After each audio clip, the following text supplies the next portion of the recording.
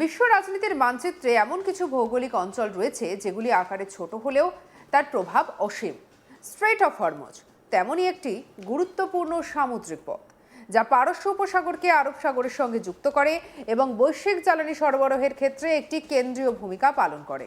এই প্রণালী দিয়ে প্রতিদিন বিশ্বের মোট তেলের প্রায় 1/5 পরিবাহিত হয়। ফলে এর ওপরে নিয়ন্ত্রণ বা এর কার্যকারিতায় ব্যাঘাত মানেই আন্তর্জাতিক অর্থনীতি, রাজনীতি, নিরাপত্তার উপরে একটা সরাসরি প্রভাব ফেলা। সাম্প্রতিক ঘটনাবলিতে এই প্রণালীকে ঘিরে উত্তেজনা যেন আবারও তীব্র হচ্ছে। আমেরিকার প্রেসিডেন্ট ডোনাল্ড ট্রাম্পের সাম্প্রতিক মন্তব্য সেই উত্তেজনাকে একটা নতুন মাত্রা দিয়েছে। তিনি দাবি করেছেন যে ইরান হরমুজ প্রণালী সম্পূর্ণভাবে খুলে দিয়েছে এবং এটি বিশ্ব অর্থনীতির জন্য এক অসাধারণ দিন। কিন্তু একই সঙ্গে তিনি ঘোষণা করেছেন যে আমেরিকার নৌ অবরোধ অব্যাহত থাকবে যতক্ষণ না ইরানের সঙ্গে চুক্তি সম্পূর্ণ হয়। আর এই দ্বৈত বার্তা আন্তর্জাতিক পর্যবেক্ষকদের কাছে এক ধরনের কৌশলগত চাপ হিসেবেই প্রতীয়মান হয়েছে, যেখানে কূটনীতি এবং শক্তি প্রদর্শন একসঙ্গে কাজ করছে। কি বলেছেন ডোনাল্ড ট্রাম্প, শোনাবো। This will be a great and brilliant day for the world, because Iran has just announced that the Strait of Hormuz is fully open and ready for business and full passage.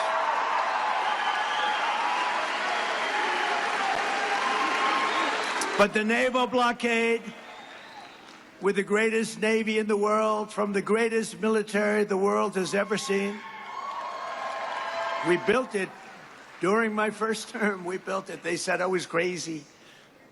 We weren't so crazy, were we? Will remain in full force and effect as it pertains to Iran until such time as our transaction with Iran is 100% complete and fully signed.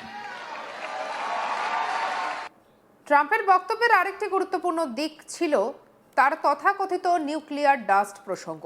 তিনি দাবি করেন যে আমেরিকার বোমারু বিমানের মাধ্যমে ইরানের সমৃদ্ধ ইউরেনিয়ামকে ধ্বংস করা হয়েছে এবং সেই উপাদান আমেরিকা পুনরুদ্ধার করবে। আর এই বক্তব্যের বাস্তবতা নিয়ে আন্তর্জাতিক মহলে যথেষ্ট সন্দেহ রয়েছে, কারণ পরমাণু প্রযুক্তি এবং এর অবকাঠামো এত সহজে ধ্বংস বা স্থানান্তরযোগ্য নয়।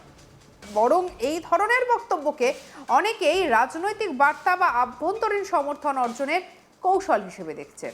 কি বলেছেন ট্রাম্প, শুনবো। USA will get all nuclear dust. You know what the nuclear dust is? That was that white powdery substance created by our B-2 bombers, those great B-2 bombers, late one evening 7 months ago. No money will exchange hands in any way, shape, or form. Iran will be, and you know how we're going to get the dust, right? Iran, we were going to take it anyway, but taking it that way is slightly more dangerous, but we were going to get it anyway. But Iran, with the help of the USA, has removed or is removing all of the sea mines, and most importantly, it never agreed, and you'll understand, they will never have a nuclear weapon. They will never have a nuclear weapon. অন্যদিকে Iran এই দাবিগুলিকে সরাসরি অস্বীকার করেছে। মোহাম্মদ বাঘের Ghalibaf স্পষ্টভাবে জানিয়েছে যে আমেরিকার প্রেসিডেন্টের বক্তব্যে করা একাধিক দাবি সম্পূর্ণ ভিত্তিহীন। তিনি আরও বলেন যে হরমুজ প্রণালীর নিয়ন্ত্রণ ইরানের হাতেই রয়েছে এবং আমেরিকার অবরোধ চলতে থাকলে এই প্রণালী খোলা রাখা কখনোই সম্ভব হবে না। ইরানের দৃষ্টিভঙ্গিতে এটি শুধু একটি সামুদ্রিক পথ নয়, বরং এটি একটি সার্বভৌমত্বের প্রতীক।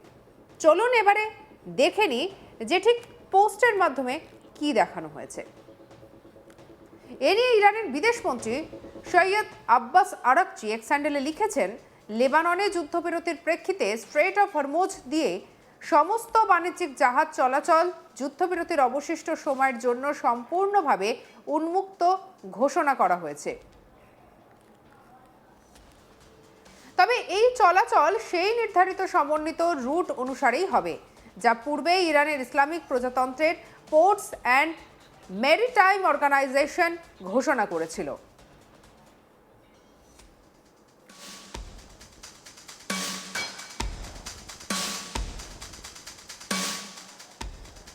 ইরানের বিদেশ মন্ত্রকের মুখপাত্র ইসমাইল বাকেই একই সুরে কথা বলেছেন।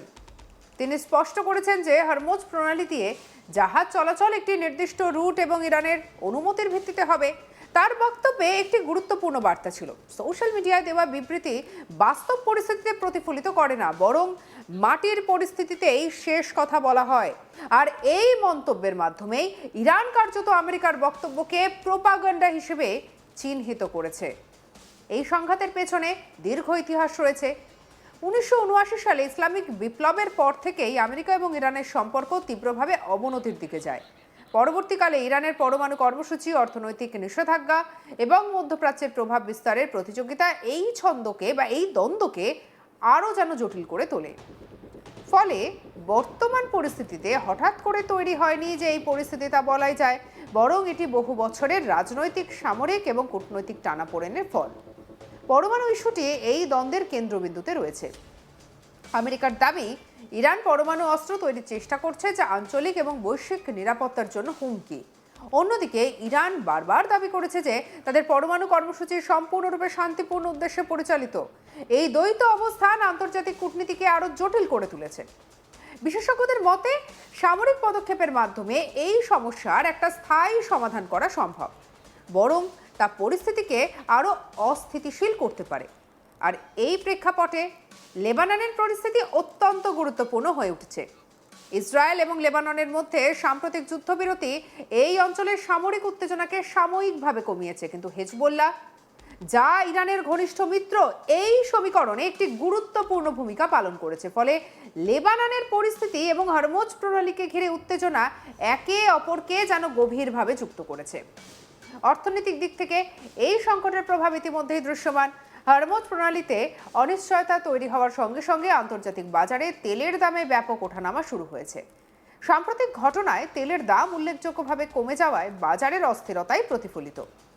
আর এই ধরনের পরিস্থিতি উন্নয়নশীল দেশগুলির জন্য বিশেষভাবে উদ্বেগজনক, কারণ তাদের অর্থনীতি জ্বালানি আমদানির উপরে ব্যাপকভাবে নির্ভরশীল।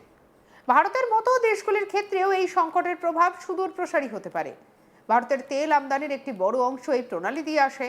ফলে এখানে কোনো ধরনের বাধা সৃষ্টি হলে জ্বালানির দাম বৃদ্ধি, মুদ্রাস্ফীতি এবং অর্থনৈতিক প্রবৃদ্ধির ওপরেই নেতিবাচক প্রভাব পড়তে পারে। সামরিক দিক থেকেও পরিস্থিতি অত্যন্ত সংবেদনশীল। আমেরিকা নৌ অবরোধ এবং ইরানের পাল্টা পদক্ষেপ এই অঞ্চলে শক্তির প্রদর্শনের একটি স্পষ্ট উদাহরণ। আমেরিকার লক্ষ্য আন্তর্জাতিক জলপথের নিরাপত্তা নিশ্চিত করা এবং ইরানের ওপরে চাপ সৃষ্টি করা। অন্যদিকে ইরান তার সার্বভৌমত্ব এবং আঞ্চলিক প্রভাব বজায় রাখতে চায়। এই দুই লক্ষ্য পরস্পরের সঙ্গে সংঘর্ষে লিপ্ত, যা পরিস্থিতিকে আরও জটিল করে তুলেছে। সঙ্গে রাখুন আজ তাক বাংলাকে। আপনার মতামত জানান কমেন্ট সেকশনে, সাবস্ক্রাইব করতে ভুলবেন না।